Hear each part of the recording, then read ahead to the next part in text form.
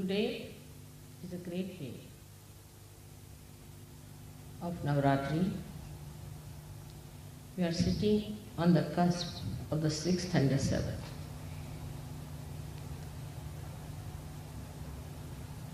Sixth and the 7th is the day when Mahasaraswati finished her work and the incarnation of the Shakti itself started. So at 12 o'clock today, the Devi takes the Shakti upon herself. Of course, as you know, that Mahakali and Mahasaraswati both are the powers of Sri Sadashiva. Adishakti first formed herself into Mahakali, which is the power of desire. But all these powers are nothing but the power of God's love.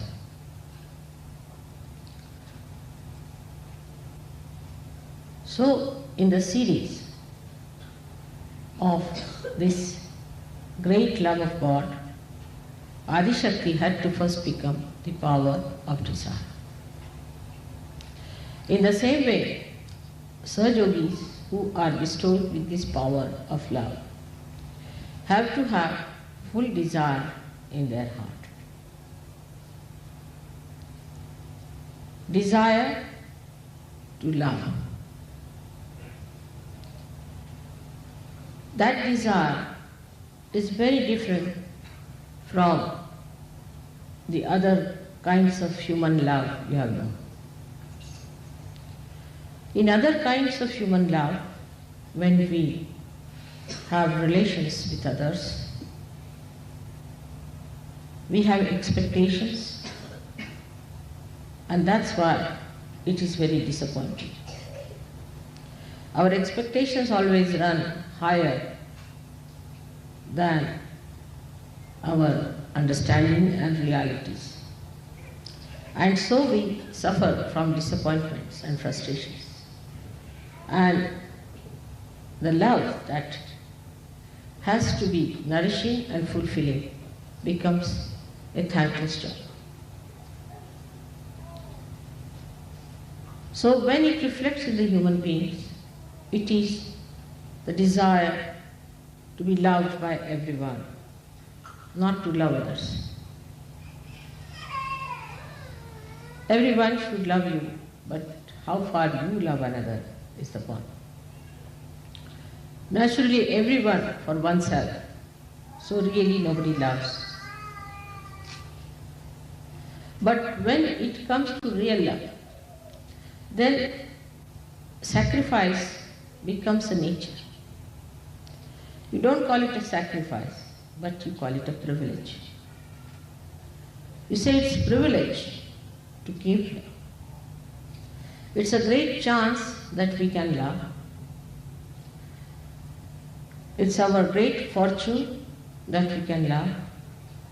It's God's blessings that we can love and give. So the giving starts when you realize, not understand, but realize the love, the power of love. That's the third power which starts expressing. Because after this, a person becomes active, creative. That's how the action of achieving that state of giving love starts. To begin with, we start activating in so many ways. As I said, we start expecting and thinking that we are loving others. We act for that. In that madness that others should love us, others should respect us, others should think we are great, they should recognize us. we start loving something else which is not so important. So we go on first to money. Money becomes a very important. We think that if we have money, people will love us. We become very powerful as money. Moneyed people, as rich people. So we start accumulating money. We start loving the money. But money is not the truth. We don't love the truth. When we start loving the money, we start thinking about problems of money. Such people can become miserly to such an extent that even towards God they become miserly. They never have money actually, because if you cannot spend your money, you have no money. If it is not available, what's the use of having all the money? That's how they have problems. Because they love money and not the God Almighty. They're worried about money, but not about the truth. Then with that, they go to a second thing, is the power. They want to have the power, they want to become presidents, ministers and bureaucrats and all that. They want to have the power, they think by having great power, people will respect them and love them. But they get drowned in fear. What they get is fear. All the time they have fear. Also many people have fear. That's why in the Bible it is said that wages of sin is fear. What is sin? Sin is not to love the truth, is the sin. When you don't love the truth, then it is sin. So when you start getting worried about your positions, like the president feels that he'll lose his job, the vice president thinks that he'll be sacked, the prime minister thinks he may not be elected, the bureaucrats think they will lose their jobs, they won't get promotions or something. There will be problem. All these people are suffering from terrible sense of fear. They have no freedom of any kind. And in that category, people just go down so much with fear. They are even worse than people with money. Because once they are lost, they are lost. They can never revive. No chance. Once you lose the election, you are lost. Nobody is going to look at you.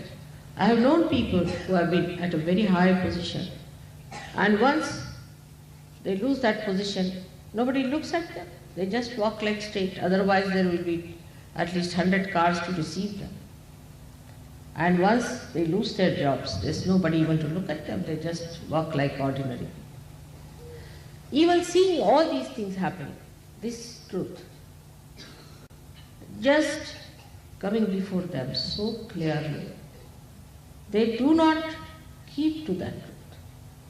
They do not realize that truth. They do not have that realization within them. They understand for a while and they go after it. Then when the person dies, they see a moneyed man, a rich man is forgotten. Nobody is bothered about them. Who was the rich man?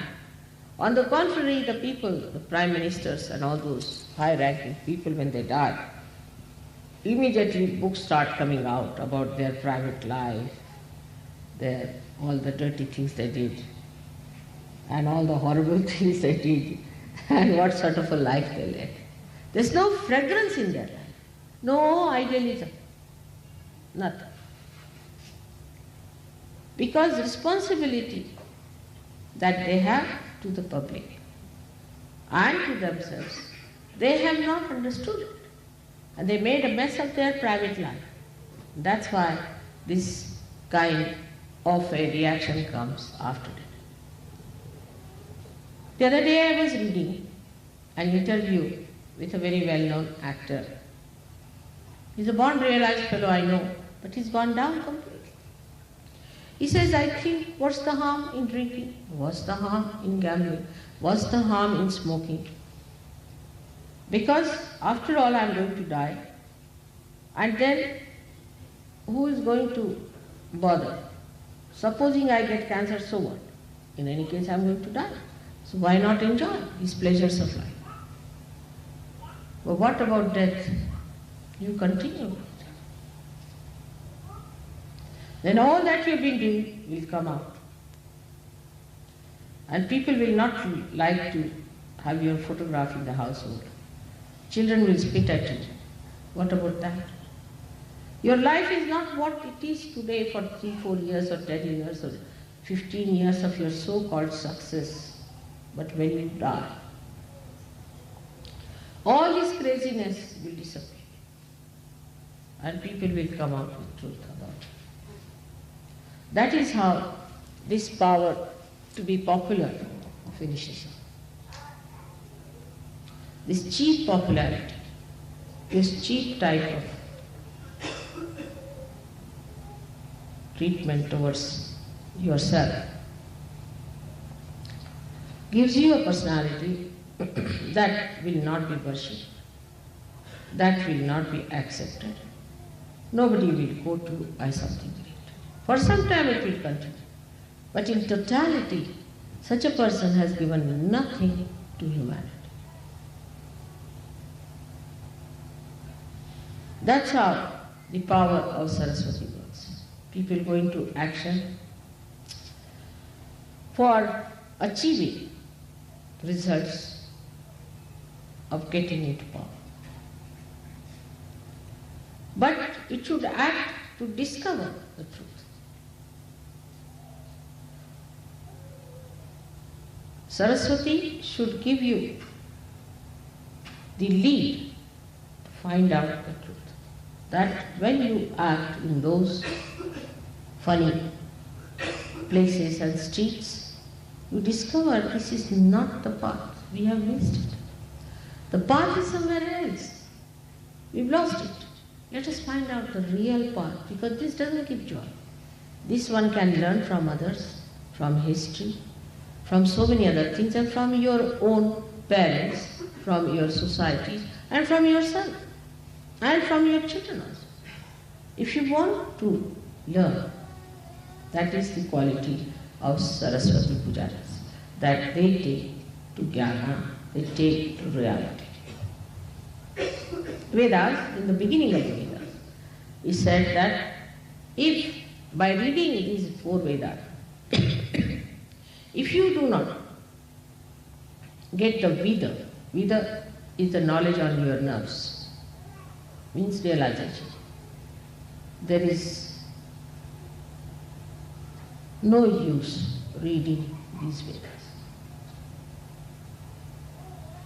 So the Saraswati's first thing is that through the reading, through the process of Saraswati's manifestation, you must reach a point to understand that this is a rat race and we have to get out of it.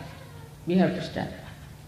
When that happens, then the Mahalakshmi Tattva starts working in you. That is the third Tattva, it starts working.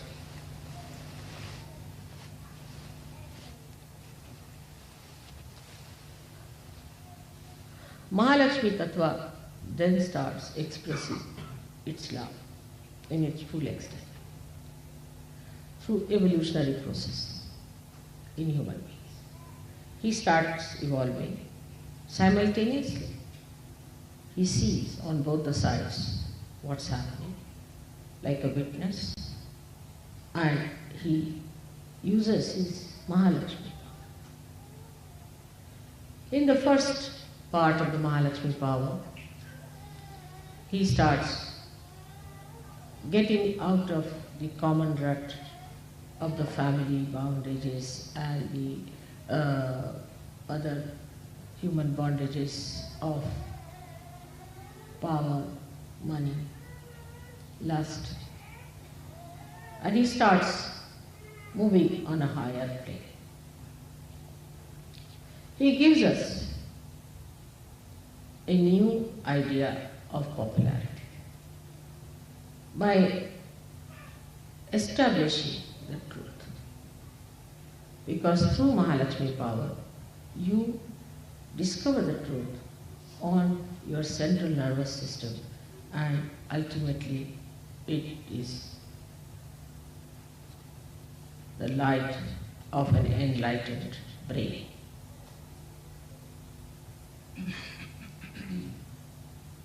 When the Mahalakshmi power starts manifesting, one starts thinking of others, not on material level. That materially people are suffering, now there are people in Ethiopia who say we must give them some food, this, that. No. They go to the roots of the problems. Why? Or they don't think there should be equal distribution of money and wealth. No. This is superficial. Because wherever it is done, people are not happy. They feel they have no freedom. Those people who have money are not happy because they have a demonic life where they are free. They behave like demons. No sense of totality, no sense of collectivity. When they become like that,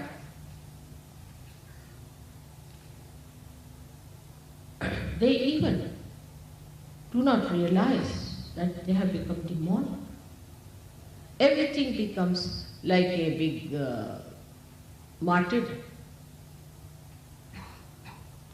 They fight for lands, they fight for nations, they fight for rights, and they do all kinds of horrible things. Start destroying people, human beings. All the turmoil of today is the effect of, mostly in the West, and also all the Arabic countries, I would say, is of the right side. And in the East, it is of the left side. The turmoil is. It's very surprising that where, it's very contrasting also. It's a funny dilemma for me, I can't understand it sometimes. That where they are so particular about the chastity,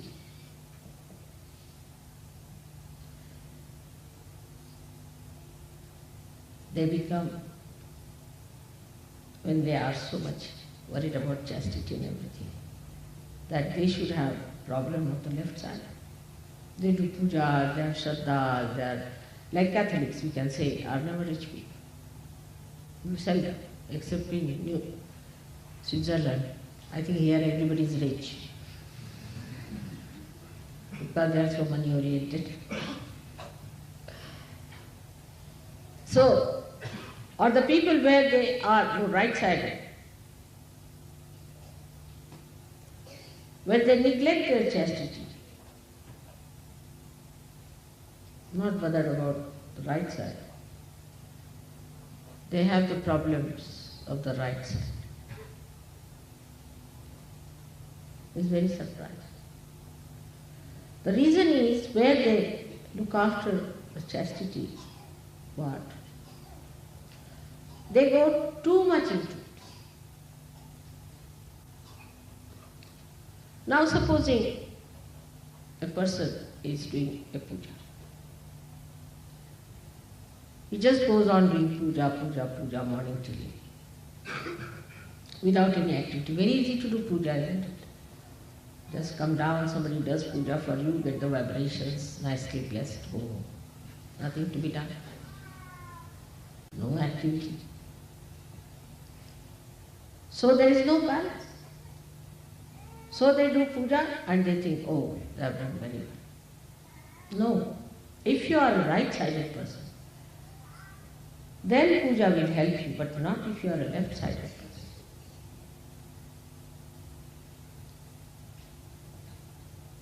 Puja does help. Of course, my puja will help. no doubt, in both the sides, because I am neither left nor right, nor anywhere.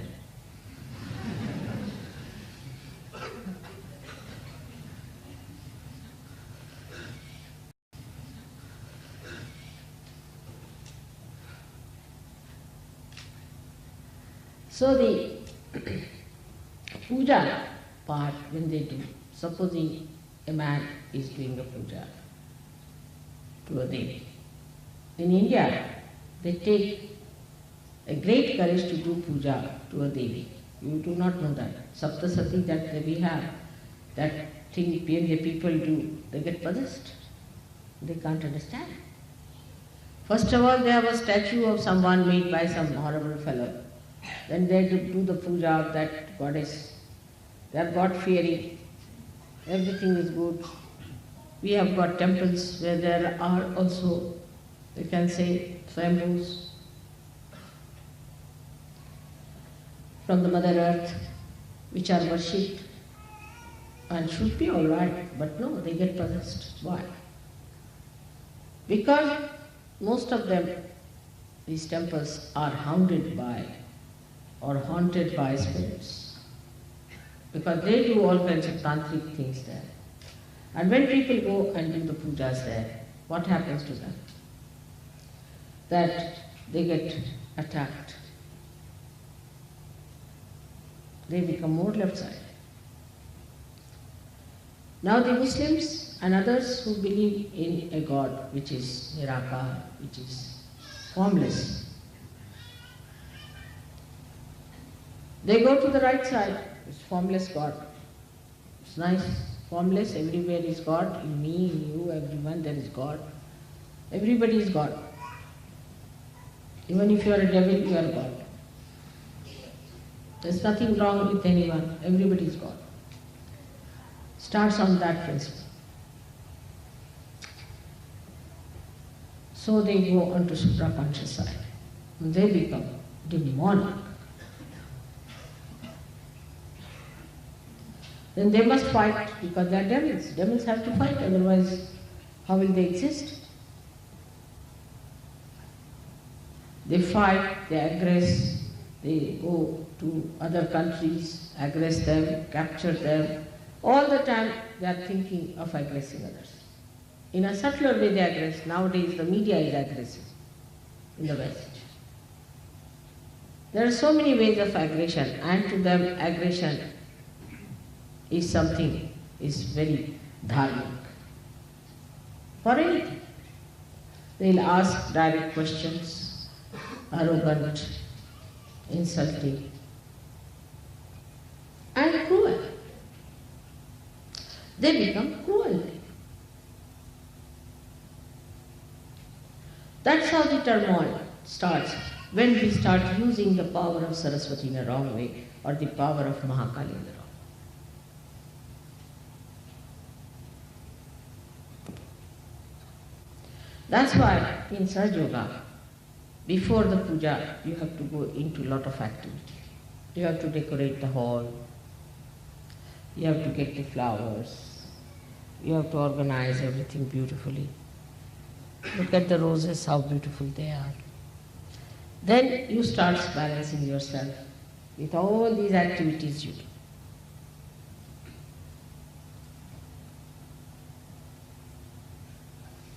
And then you sit down for puja. That's like in the daytime you work, in the night you sleep. To rest, to get the bliss, you must be active. Like they had to climb Himalayas to achieve meditation. Because when you are tired, you can be restful afterwards. Otherwise, if you get somebody, say, from Switzerland only, a very speedy person for meditation, you'll have to put the glue on it to settle down, because he'll be frantic, all the time. He'll be all the time jumping.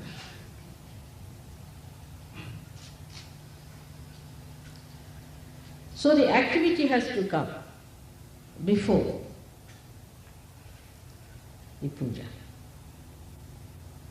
the balance has to be struck. So the ladies have to find out the saris and the blouses and this and that, and they have to worry about putting the flowers, arranging things, this, that, a lot of activities. You have to travel. For English it was necessary to travel all the way from England to arrange their money and rooms and everything to come here.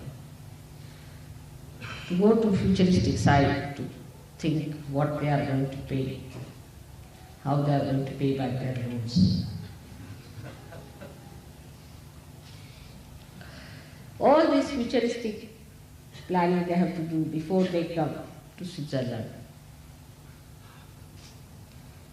Switzerland being the most active place, it's better to have the puja here, so they are not so much active.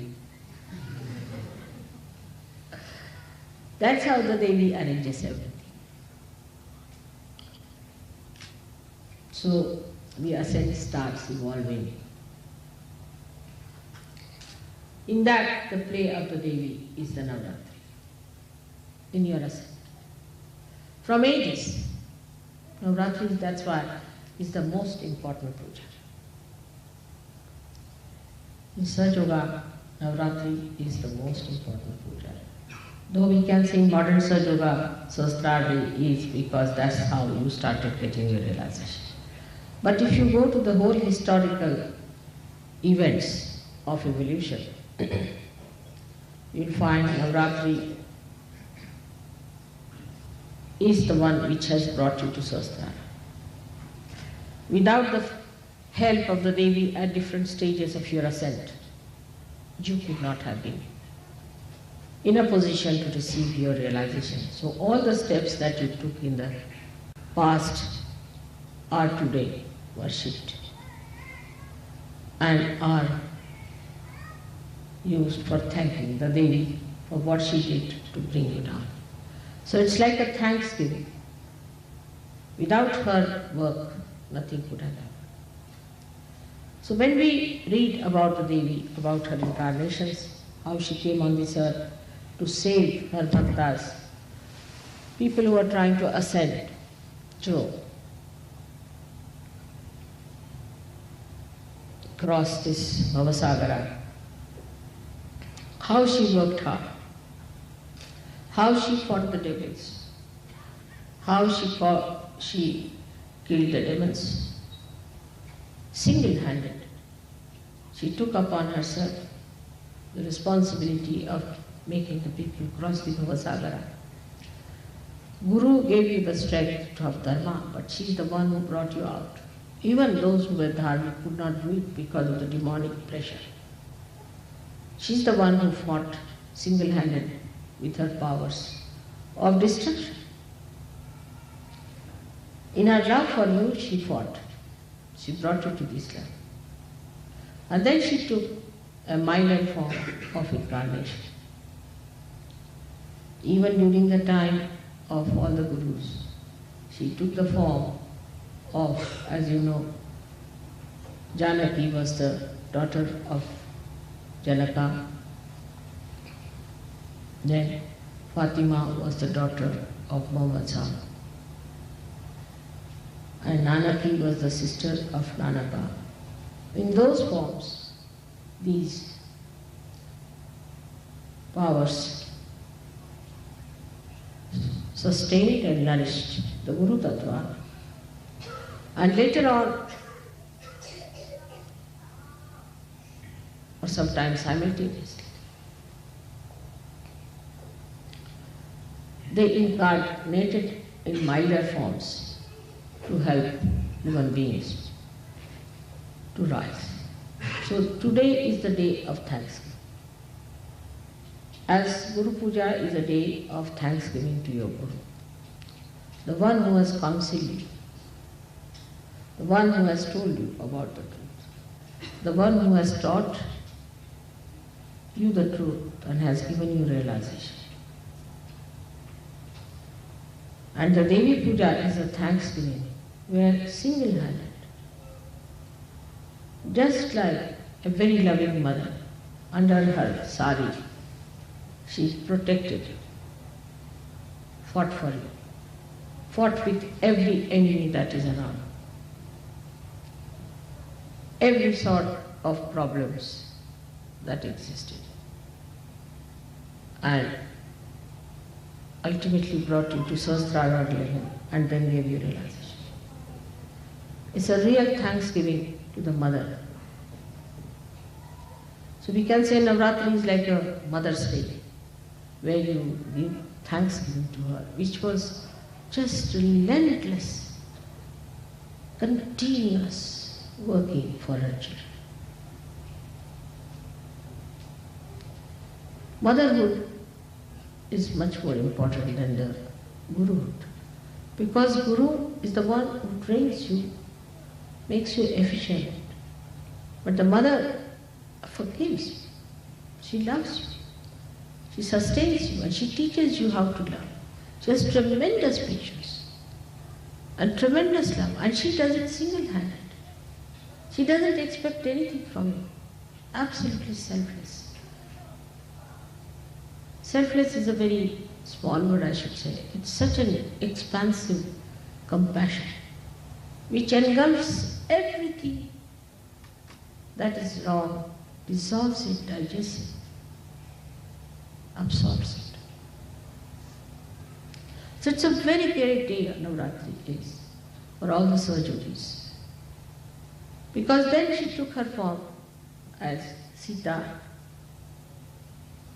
as the power of Sri Rama. Silent, potential, suffering. How much she suffered? How much she suffered? Then she took the form of Radha. Then she came as 5 powers of Saraswati, as the 5 wives of Sri Krishna. Then she came as Mary. That was the greatest suffering, I think, to see the Son being crucified. The suffering, silent, patient suffering, she had to go through it. All that drama to be seen was too much. She went through all that because you all had to cross your Agya. She had to sacrifice her child. It's easy for a father to do that, very difficult for a mother. Now you are all mothers, so many of you, you will know what it is to have a child and how one feels about it.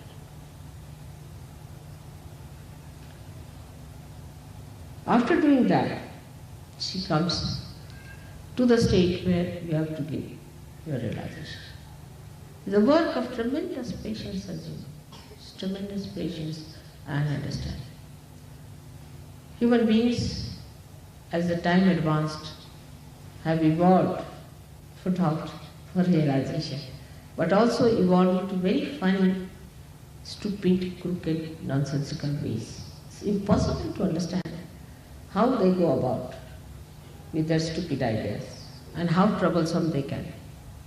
They can be very crooked, funny, troublesome, to such an extent that sometimes even it is difficult to forgive. Despite that, so many of you are here today in Europe, in the land of the Guru. Here I find who have got realization. So the mother's pride, mother's joy, knows no bounds, no doubt about it. It's such a great thing to see her children sitting here to receive all the powers from her. Now again, when we are in this situation, we have to know the first principle with which the whole thing started. That it is the power of love.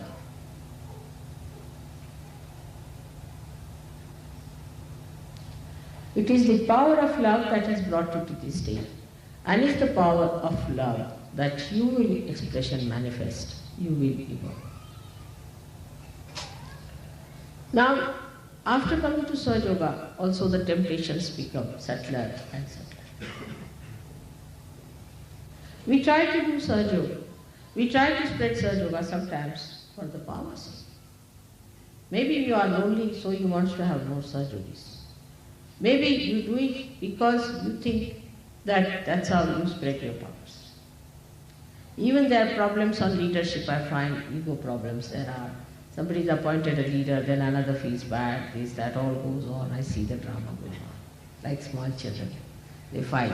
What is this leadership? It's just artificial. It's not even noted in any newspaper.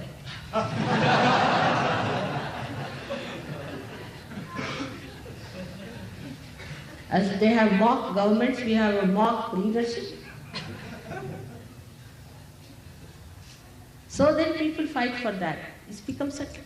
The power struggle goes on, becoming subtler and subtler. Then again money problems come up. Some people think that Sahaja Yoga is a very good way of making money. Or some people think that we can get a lot of money because Mother blesses people with money, affluence, so let us be in Sahaja Yoga. But don't spend a single pie, you see. Just manage it. No, it's not like that. It's the other way around.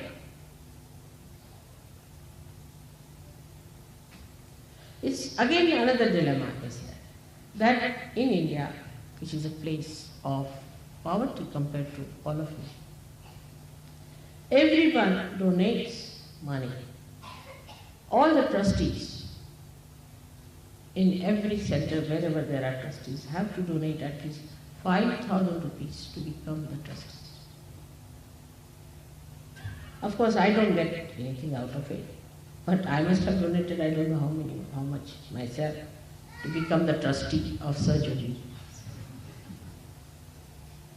But you have to donate. And when you become miserly again, that means again, it's the same game going on.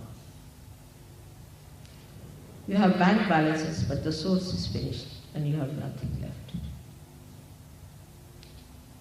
The bank balance should be with God. Then He gives you interest more than the capital. Is there any bank which does that? At least not the Swiss bank. You have to pay for keeping money with that.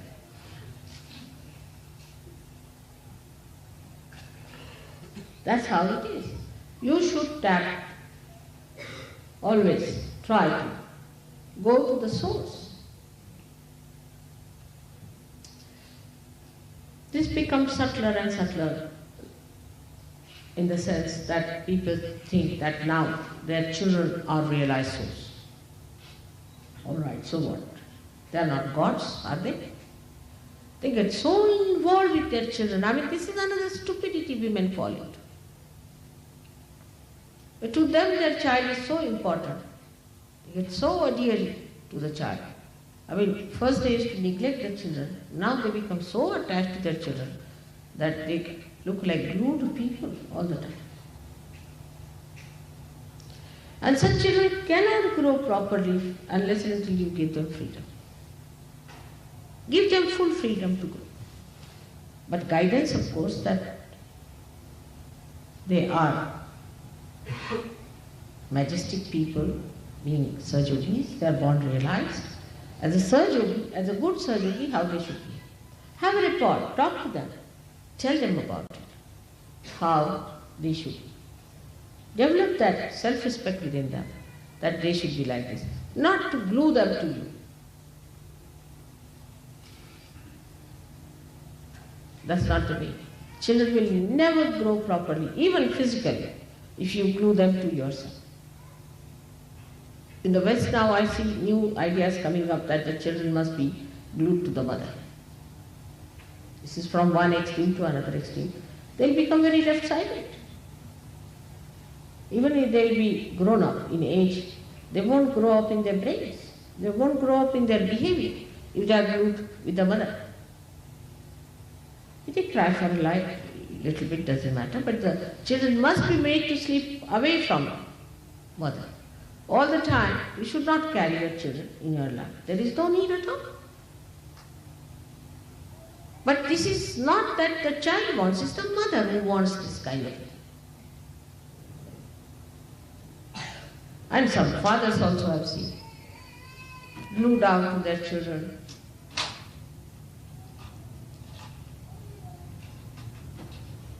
And then they say, Mother, my child is spoiled, he's like this, like that. Such children will get possessed very fast if you make the children dependent on it. Very fast they will become possessed. If you make them over-independent, you are on your own. Like the other side was that when we were in Oxford, a girl of 7 years used to come and give us newspapers. And she was a daughter of a lord. At about 5 o'clock in the morning in that cold, she used to climb up all the way on a bicycle, delivering those newspapers. And when I told her, Mother, what are you doing? It's very dangerous. This child is in danger. She's a girl. How can you do that to her? She said, no, she has to be on her own. So the one side is to be on her own, and another side is to glue them.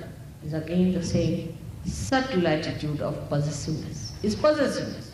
This is my child. I must look after the child. The child is a realized soul. This, that. Only your child is not realized soul.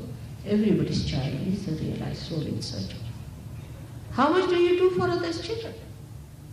Or only you look after your own child? The custom should be, if you buy one thing for your child, buy 2 more things for another child. Buy better things for another child and less things for your child. Let your child share his things with others. At the time when you are buying something, buy something that he can share. Teach him how to share. Because though they are realized souls, with the mothers and the fathers like this, they'll become again the same miserly, old style people. Quarrelsome, fighting, beating each other, troubling each other. So be careful. Being realized soul, you will be surprised, they will be extremely, extremely convenient for you. Give them to other Sahajogis to handle. Depend on them, let them look after.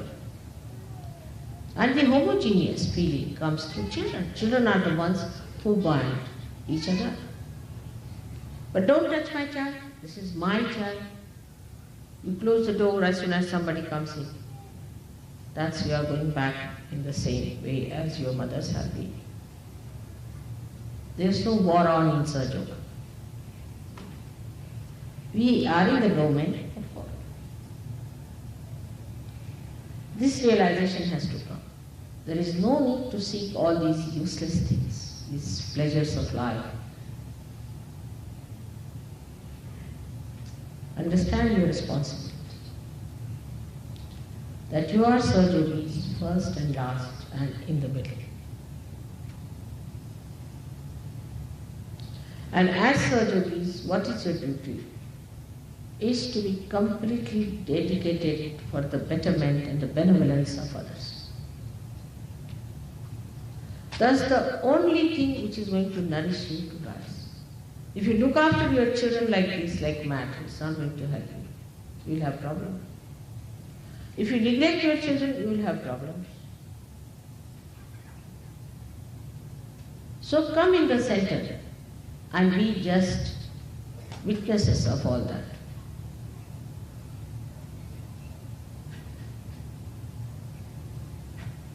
It's a very common feeling in the beginning of every Sahajogi who comes to Sahajoga. They'll send me the list of 5 generations on this side and 5 generations on this side. My fathers, brothers, sisters, this thing is, that thing is, real cousins, real, this thing is sick. So please, Mother, put your attention. And when I put my attention, the attention returns back, I can't find that. It starts like that to begin with. All right, in the beginning I say, all right, just now they have entered. But you don't know these are tentacles which keep you down.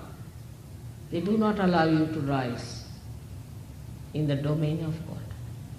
In the domain of God, everything that is yours, even your hair, are looked after by God Almighty. Everything. Can you understand that? Can you realize that? Is all done by billions and billions and billions of powers of Adishakti.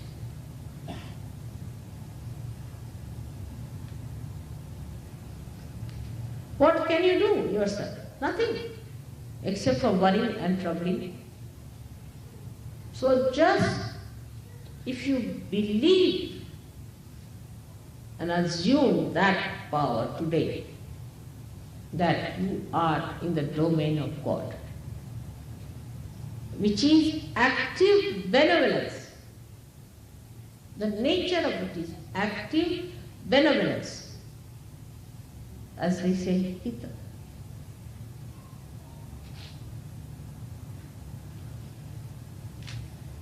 If you are sick, it is for your benevolence. If you are all right, it is for your benevolence. If you have money, it is for your benevolence. If you don't have money, it is for your benevolence. Everything does good for you in the domain of God. Do not judge it according to your own standards. Whom do you think to be a person who is benevolent in this world, apart from me? Really, in the real sense of the word. Supposing you take a man who is very rich. Is he benevolent? No. Is he happy? No. Is he respected? No.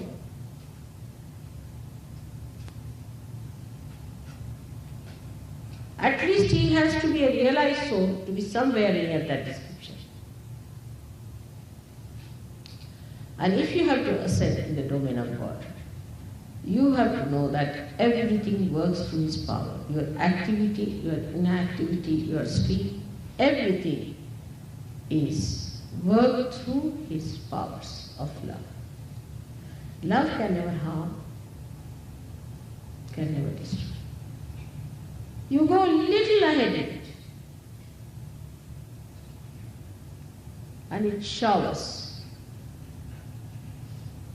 flowers of love. But understand your nature. Supposing you are a left-sided person. Mostly I have seen left-sided persons always want to do my pujas. And the right-sided persons are organizers. Do the other way around. Must know your nature. Give yourself a balance and then enter into the kingdom of God. Like you are entering into a door, say for example, and you have too much load on your back, meaning you are a left-sided person. Then take down the load from your back on your head and enter. But if you have too much on your head, put it on your back and enter. Because you are tired, you do it every day. Supposing this hand is tired, you put it on the left hand. I see in the aeroplane when people are walking, they are holding it with one hand, and automatically when it is tired, you put it to the left. Automatically, they are not surgeries. In the same way, in life also, if you have done one-sidedness too much, try to do the other side and give yourself a balance.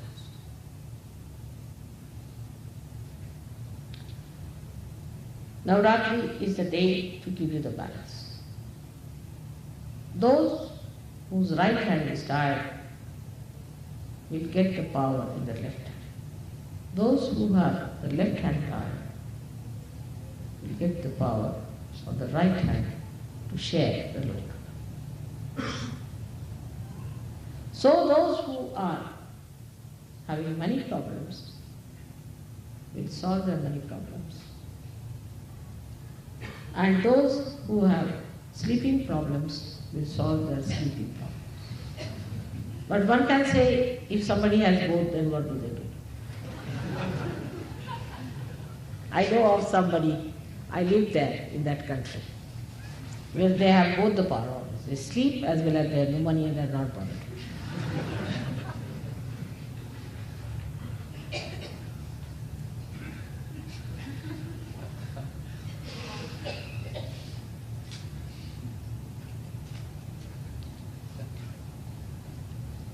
So, for such people, what should we do? Of course, I won't tell you, but one has to do something about it.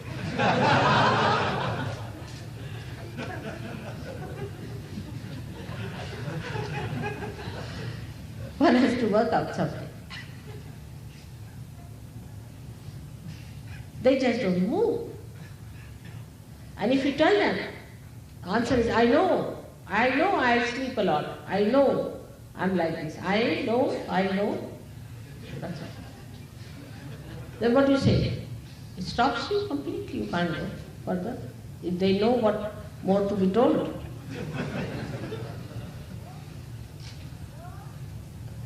This is a complete mountain there standing, just to finish you completely.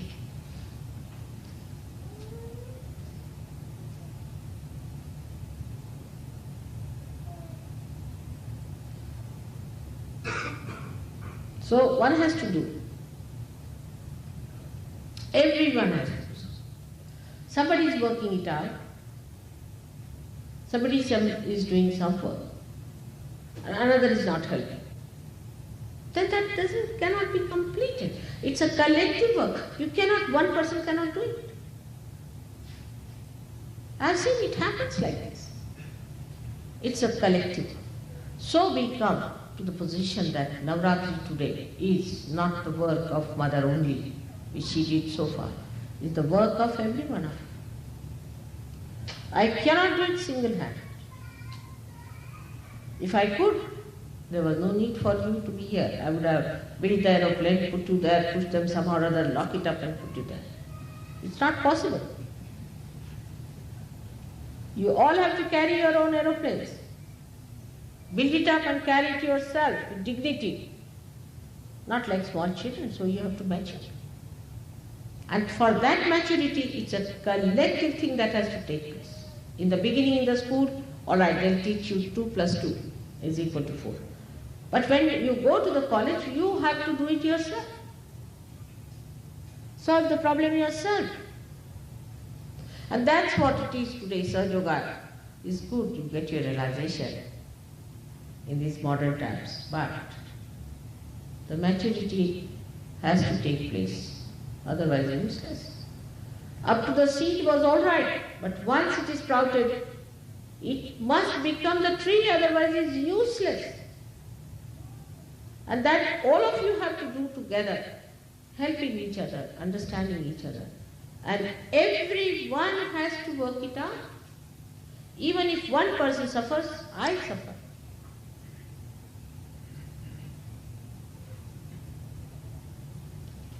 The whole thing has become collective. The Devi has become collective.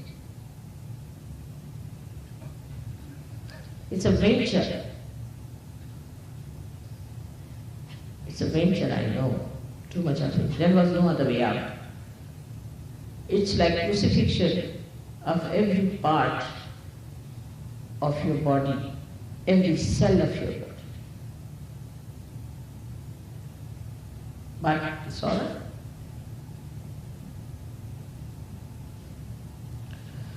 So today, instead of feeling guilty, you should be filled with tremendous courage and tremendous enthusiasm.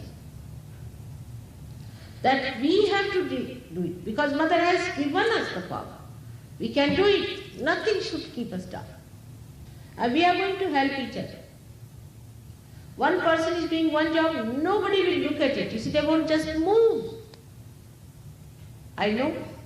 I'm sitting down, I know. I don't do anything, I know. And in Sahaja Yoga, it has become even subtler. I want to do, but there's a booth in me which doesn't allow me to do. So you get out with your booth.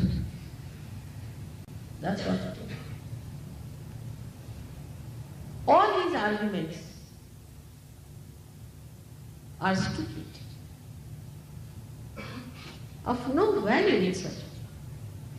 That means you have not understood the meaning of Sahaja Yoga. You have not understood the meaning of yourself, and you have no respect for your life. That's what it is. If you indulge into such thinking, then it is no good. But today you have to promise to yourself and to me within your heart that you are going to be filled with that enthusiasm and that Shakti. Time has come.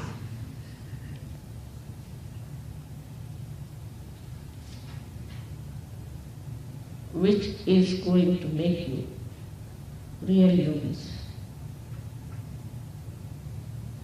Complete dedication. Imagine these PLO people, what they are doing fearlessly. I mean, all kinds of people you see around even in Kali Yuga are so dedicated to something nonsensical. Why can't we be dedicated to something so sensible? They are not afraid of anything. They are daredevils. Why can't we become like that? What's wrong with us? So every one of us must have that enthusiasm, and I am an institution by myself. And I am going to do it. I am not going to take advantage of the ashram life, nicely settle down in the ashram, see, very good, cheap. No. We are all going to move up also and take up a place somewhere there. For the time being, ashram is all right. But then give more room to others are coming. You get out of it. Go out and stay somewhere and work it out. Then in the ashram, this is my house, I have spent money for this is my furniture, this is this thing, that. Actually, you should know how to live on a string, shoestring, as they say, on a shoestring. Of course, now I am filling every ashram with such a lot of furniture that they have to. Better live on a shoestring. So the tapasya starts. Go into a penance yourself. But then I will hear, Mother, I am on a tapasya, I am eating only once. Why? Who asked you to be on tapasya? Enjoy. Enjoy your tapasya. Then it is surge. Otherwise nonsense. Enjoy. If you can enjoy your tapasya, then you are surge. With enthusiasm. Look at these PLOs. Look at these people. Do they say we are going in a tapasya? Nothing. You have examples of people around you. But we can't say they are possessed by bhoots. Or even if they are, what about you? You better get possessed by such bhoots for a change. If that's the way only you can be motivated.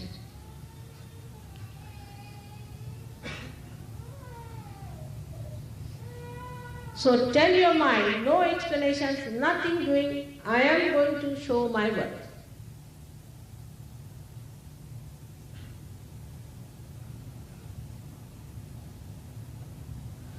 But all the time, if the attention is just to show off,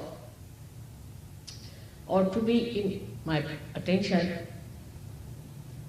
or to be in contact with me, to be writing to me or something, it's not going to help at all. I'm just a mirror. And you see within myself yourself in the true way. And also this mirror is full of Maya. So devil may look into this mirror and may look like a saint to him. If he has ego, he might look like a saint to himself. Or if he is a left-sided person, he might think he is the incarnation of Bhairava. He might.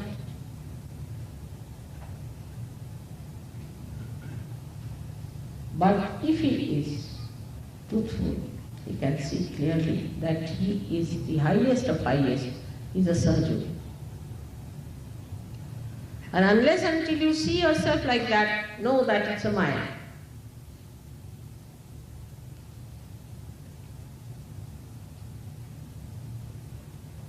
So to realize that you have achieved a lot by getting your realization of rising so much higher above all these petty ideas. Every idea is petty, whether it is economics, politics, philosophy, any ism, anything is all petty for a surgeon. Because none of them know even this much about God's domain. What are they talking about is economics.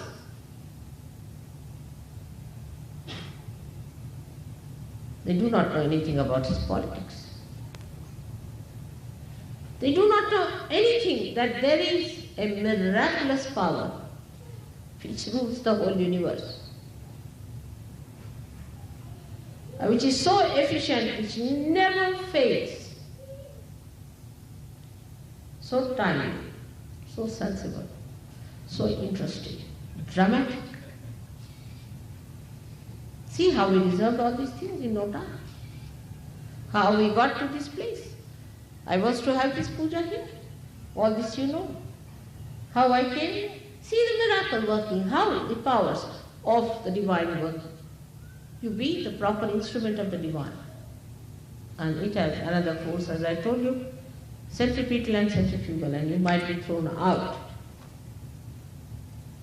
So be careful on that point.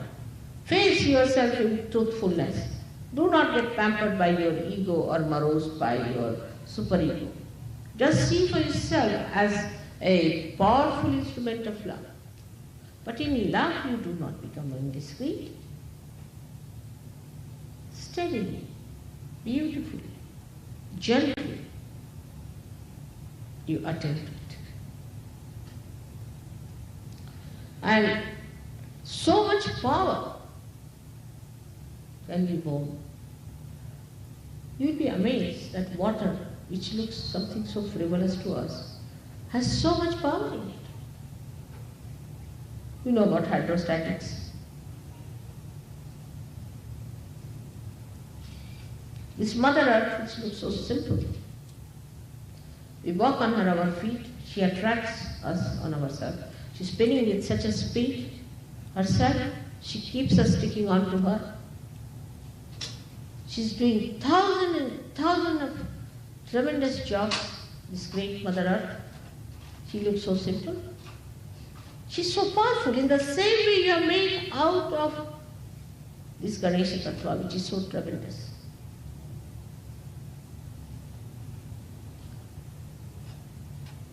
This NAVRAATRI will give you that power. Those 9 powers of 9 chakras. 7 chakras, you already know. Above that, you become a master yourself. And then you become the power yourself.